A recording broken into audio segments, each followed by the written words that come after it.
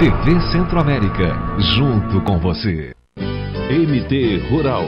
Oferecimento Micro Essentials, o fertilizante para altas produtividades da Mosaic.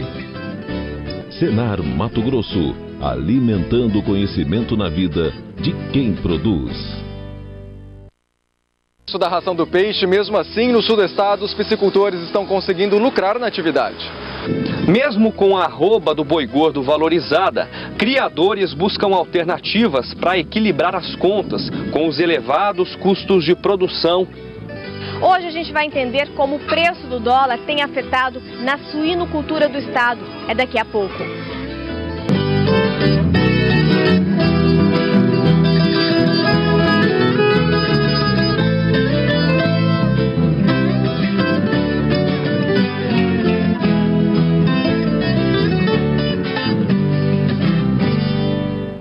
Muito bom dia, seja bem-vindo ao MT Rural, hoje com o retorno da Dejane Arnold depois das férias, voltando com animação total para falar do campo, então bem-vinda de volta, Dejane. Obrigada, Patrone, um bom dia a todos e a gente começa com piscicultura, que continua sendo fonte alternativa de renda para pequenos produtores. Na região sul, mesmo com o aumento dos custos com a ração, muitos criadores estão conseguindo garantir os lucros. Durante a maior parte do dia, nem parece que eles estão aqui. É só na hora da comida que os peixes dão o ar da graça, de manhã e à tarde. E ração tem que ser na medida certa. Colocar demais pode ameaçar a qualidade da água, sem contar que não está dando mesmo para esbanjar. O desafio do piscicultor nesse momento está sendo equilibrar as contas. A ração nos últimos 2 meses aumentou de 10% a 12%. Um saco desse aqui, de 25 quilos, na composição de 32% de proteína, na cidade está custando algo em torno de R$ 46.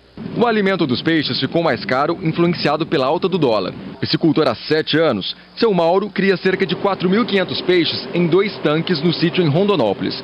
Diz que a alimentação dos peixes corresponde à metade dos custos totais da atividade e está adotando estratégias para tentar reduzir a despesa. Eu comprava dessas pessoas, o atravessador, que vendia, eu pagava R$ 46. Aí eu comprei direto da fábrica, agora estou comprando direto da fábrica, então aí eu estou pagando R$ 37,30, centavos, né? Então para mim já deu quase R$ 10 por saco de diferença. Com essa economia que ele já pensa em aumentar a produção lá na frente.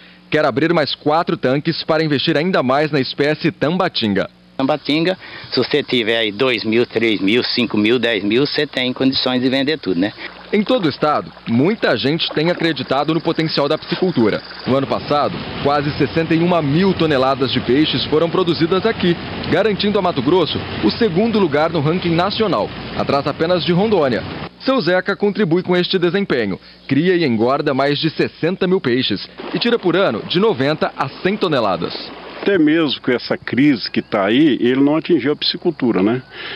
A região nossa continua faltando peixe ainda, né? Tanto é que para atender meus clientes, com todo esse peixe que eu tenho, eu ainda compro peixe fora só para atender 3 clientes que eu tenho, né? Os clientes são de Rondonópolis mesmo e tem demanda o ano inteiro. O preço se manteve praticamente igual ao ano passado, mas ainda assim compensa. Eu entrego ele de 6 a 7 reais o quilo vivo. A criação de peixes hoje é a principal fonte de renda do seu Zeca. Os negócios vão bem e incentivam pequenos produtores da região. Seu Paulo veio de Jaciara comprar alevinos. Ele tem planos de entrar na atividade. Mais na frente a gente fazer umas represas para ver se nós possamos também comercializar, né? Legal, na pecuária o valor da arroba caiu nas 2 últimas semanas. Já os custos têm aumentado, principalmente com os produtos cotados em dólar, como medicamentos e os venenos para combater as pragas nas pastagens. O pecuarista Douglas Semensato cria 2.000 cabeças de gado nas 5 fazendas que tem em Tangará da Serra. Os animais são todos vendidos para um frigorífico na cidade, que paga R$ 125 pela arroba da fêmea a pasto e R$ 130 pela arroba do macho terminado no confinamento. Ano passado, ele chegou a vender animais por R$ 140 a arroba. O preço pago pela arroba do boi gordo diminuiu, mas ainda é considerado bom pelo produtor. Só que nem tudo é razão para comemorar, não. Assim como na agricultura, a pecuária de corte também sente os efeitos do dólar valorizado. Pelas contas do criador, ele está gastando mais para produzir uma arroba. São em média R$ 80, 15% a mais que o último ano. Nesse valor estão as despesas com alimentação, suplementação e medicamentos. Aqui na fazenda, a pastagem também sofreu com um ataque de pragas e aí o controle dos inimigos pesou mais no bolso. O número elevado de incidentes com pragas, como cigarrinha, lagarta, que aumentou esse ano. Então, os defensivos que a gente tem que usar, tudo cotado em dólar, já o preço elevado, já aumentou os custos também. Com a margem de lucro apertada, a saída é tentar alternativas para economizar. Então a gente procura selecionar o gado, procurar um gado melhor de alto padrão genético, que dá a conversão alimentar melhor. Melhoria nas pastagens, com adubação foliar, assim você não passa por um período crítico aí, tendo que suplementar tanto o animal no coxo, né, com rações, isso tudo vai agregando no alto custo. Esta outra propriedade tem 440 reses prontas para o abate. Vão ser compradas por um frigorífico da região. O administrador da fazenda explica que está mais difícil fazer a reposição dos animais, porque o preço do bezerro também está lá em cima, em torno de R$ 1.200.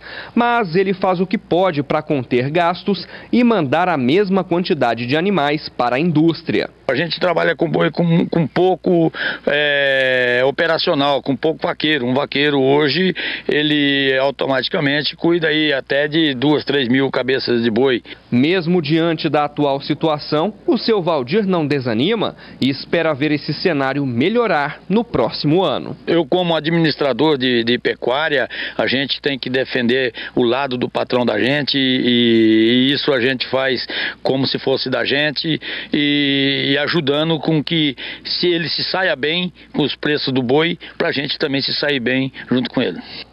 Bom, e ainda hoje a gente vai mostrar como a cotação do dólar tem afetado a margem de lucro dos criadores de suínos. E segundo a Acrimate, o momento é de atenção redobrada aos custos e muito planejamento para conseguir manter as margens positivas. Se você fizer uma relação hoje, a conta, né, com o preço da arroba e o custo total para a produção dela, você ainda vai ter um preço que remunera, né? O produtor ainda está sendo remunerado. O que está acontecendo é a redução da margem, né? Então a preocupação é exatamente essa. Começa a reduzir a margem, então o produtor tem que começar a fazer contas, principalmente, cada um de acordo com o sistema que ele adota de produção, né?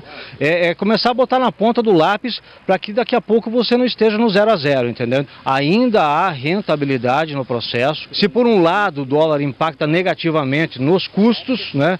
Por outro lado também ele estimula a exportação. Claro que isso não vai diretamente para o bolso do produtor, mas ele mantém o mercado ativo e isso mantém o preço da arroba estável, como a gente tem observado. Bom, vamos dar uma olhadinha no mercado da reposição. Na tela você vai ver os preços do bezerro com 12 meses. Olha só, em Juína está valendo em média R$ 1.200, em Pontes e Lacerda R$ 1.250 e lá em Água Boa R$ 1.350. E como será a próxima década para o agronegócio do estado? A resposta depois do intervalo. E traz ainda a entrevista com o presidente eleito da AproSoja. Ele fala dos planos, metas e desafios da nova gestão.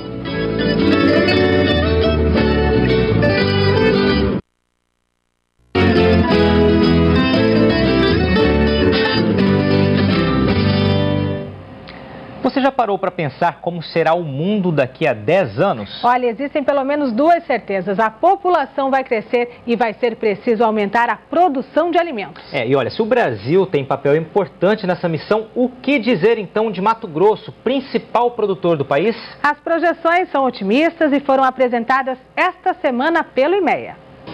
Uma década promissora para o agronegócio mato-grossense. Até 2025, a produção de grãos, fibra e carnes continua em alta. Deve crescer quase 90%, indo a 92 milhões de toneladas.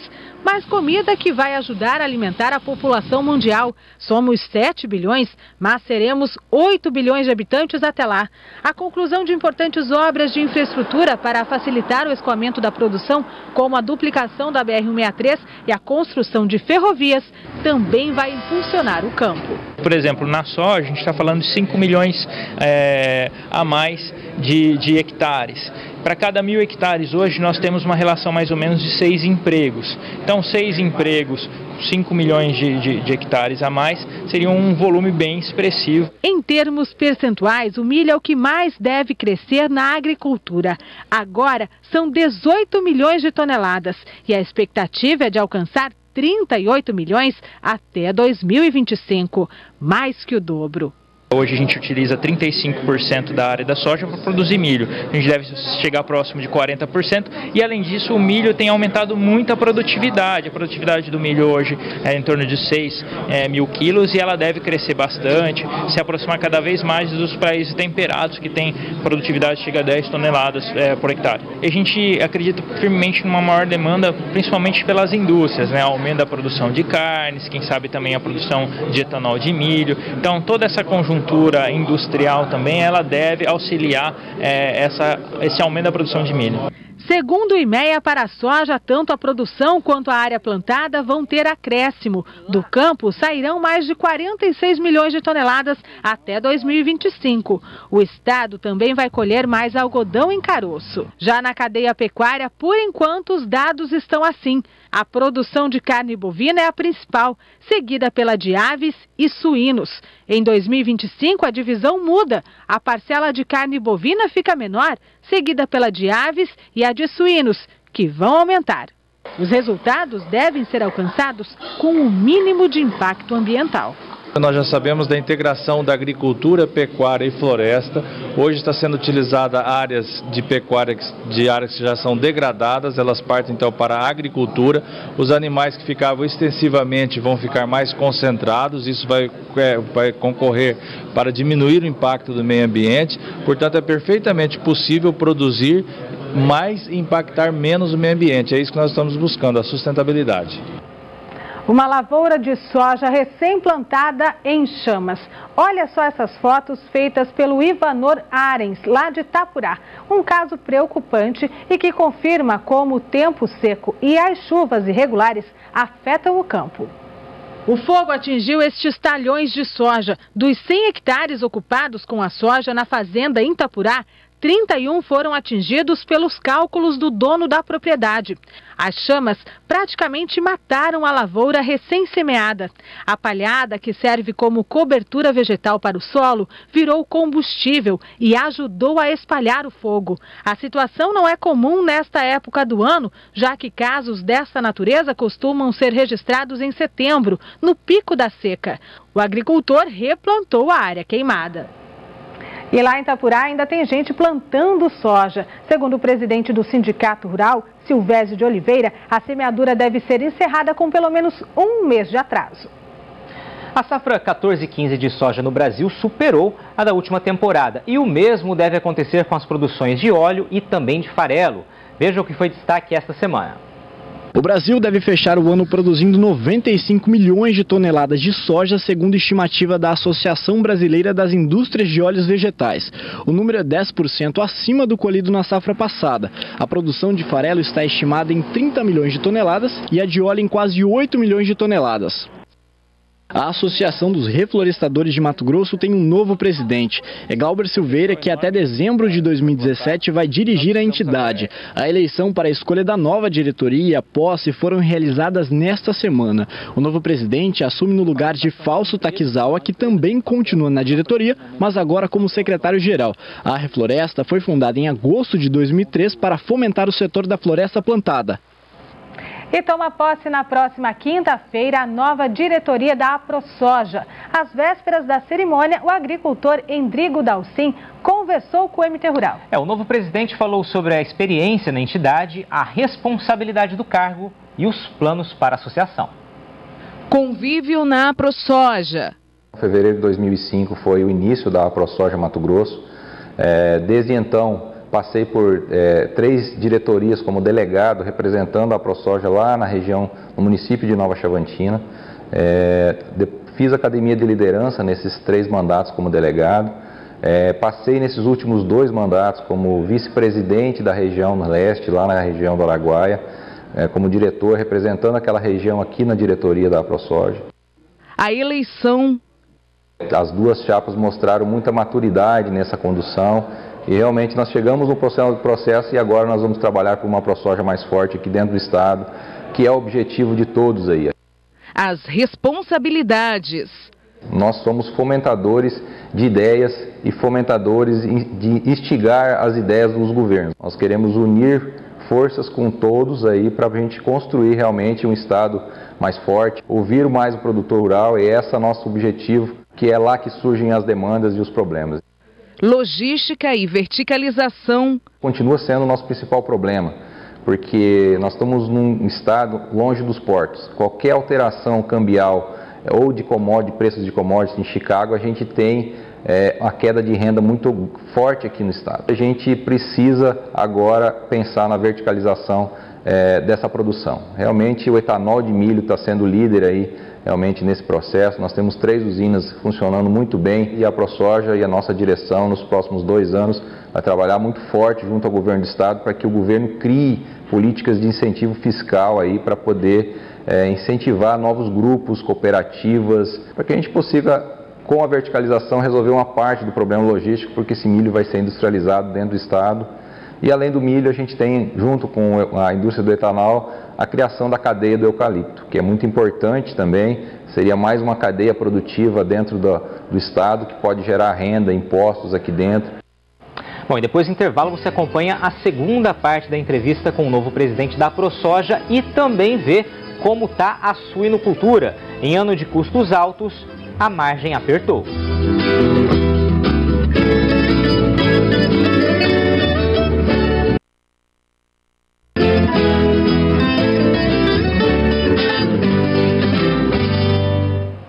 Estamos de volta e vamos à última parte da entrevista com o agricultor Endrigo Dalcin, que assume a ProSoja na quinta-feira, dia 10. Royalties da soja.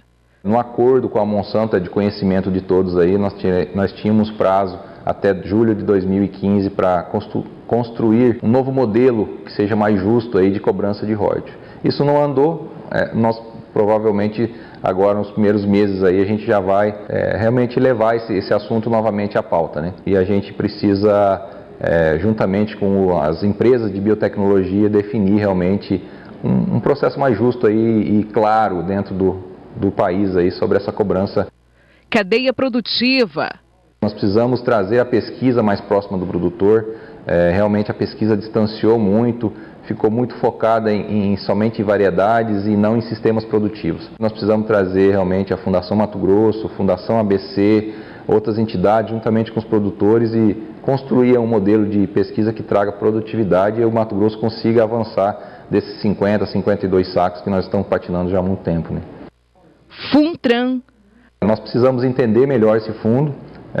Na minha opinião, ele tem uma viabilidade porque ele tem início e fim, quer dizer, ele não fica definitivo para o produtor, não é um custo que vai ser definitivo, é um investimento que o produtor vai topar a fazer. E aí, fazendo essa rodovia, extingue-se o fundo, a organização no município vai cuidar, na região vai cuidar da obra, vai cuidar da licitação, vai cuidar da empresa que está fazendo a obra, então realmente vai ter um enxugamento no valor da obra. Esperamos que o governo escute, leve essa proposta para o interior, discuta bastante com as bases para que na hora que for decidido implementar seja de unanimemente aceito, né? E a gente deseja sorte e sucesso à nova diretoria da ProSoja. Toda certeza. Olha, a ração tem sido um dos pontos de desequilíbrio para quem cria suínos. Os farelos de soja e de milho que entram na alimentação dos animais estão mais caros. O cenário deve ser de baixo lucro nos próximos meses. Na granja em Campo Verde são 2.000 matrizes. Produção de mais de 50.000 leitões ao ano. Abate de 5.500 animais ao mês. A atividade para o seu Raulino começou com fôlego em 2015. O lucro chegou a 50 centavos o quilo vivo do animal. Esse ano nós começamos bem a suinicultura, porém, quando agora mais para o final, começou a acentuar a desvalorização, né, do real perante o dólar, como a matéria-prima que compõe a suinicultura é commodity, né, que é farelo de soja, é milho, então ficou um pouco mais difícil. Agora começou a diminuir o nosso lucro agora mais para o final do ano. Para manter a produção, a propriedade investe em genética e automatização. Os machos vêm de outros estados e a cobertura é por inseminação artificial. Com isso, cada fêmea produz, em média, 28 leitões por ano. A gestação dura 114 dias, mais 21 para o desmame dos filhotes, que da maternidade são encaminhados para essas baias, aqui chamadas de creches, onde serão engordados. Todas essas etapas terminam aqui. Esses animais estão prontos para o abate, pesam no mínimo 100 quilos.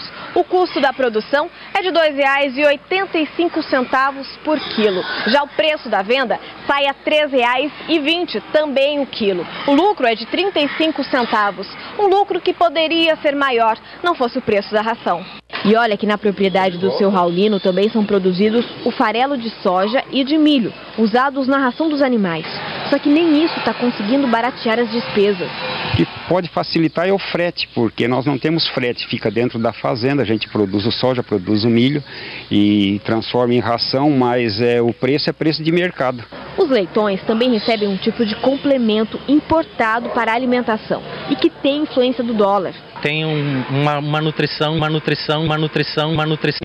Dentro da nutrição tem vitaminas, minerais e tudo específico para aquela fase. A gente procura trabalhar o máximo possível com vacina para não trabalhar tanto com medicamentos, antibióticos, para termos um animal o mais saudável possível. Para 2016, que está chegando, o seu Raulino não está tão otimista. Eu não sei se no próximo ano nós vamos continuar com esse 35 centavos hoje que nós estamos de lucro. Tudo vai depender da economia. O que a economia nos traçar, se voltar os empregos novamente, voltar crédito, tudo isso aí daí vai voltar, o consumidor vai voltar a adquirir o nosso produto. Apesar dos altos e baixos da atividade, a suinocultura em Mato Grosso pode ter um futuro promissor. Pela previsão do IMEA, o setor é o que mais vai crescer até 2025. A produção de carne pode aumentar 193% até lá. Isso equivale a passar de 200 mil toneladas para 500 mil na próxima década. A produção de suínos ela é a mais incipiente, é a menor hoje no estado. E a suinocultura tem também uma grande demanda crescente, tanto internamente quanto internacionalmente. Então, por conta disso, a gente acredita que tem a possibilidade de haver esse aumento mais expressivo na suinocultura. E o MT Rural de hoje fica por aqui. Uma semana produtiva a todos. Até semana que vem. Um bom domingo a todos. Sucesso da porteira para dentro, força e fé da porteira para fora. E vamos que vamos. Tchau.